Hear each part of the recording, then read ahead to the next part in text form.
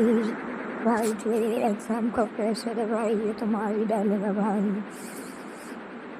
भाई मेरे को समझ नहीं आता ये कॉलेज वाले क्या थोड़े से थोड़ा उनका दिमाग विमाग ठिकाने पे रहता है या नहीं, मेरे को तो आज तक नहीं समझ आ पाया है। एक दिन में साला 2-2 एग्ज़ाम रखा है भाई साहब। थ्योरी भी उसी दिन, प्रैक्टिकल भी उसी दिन। साला बच्चा क्या करे, मर जाए बच्चा, जाके सुसाइड कर ले बच्चा, सुसाइड कर ले तो बच्चा को बच्चा बच्चा बच्चा बच्चा पे प्रॉब्लम। और अगर बच्चा पढ़ पढ़ के पागल हो जाए तो भी बच्चा का प्रॉब्लम। मतलब कॉलेज वाले तो बस से साला बस प्रेशर ही देते रहते हैं बच्चों पे।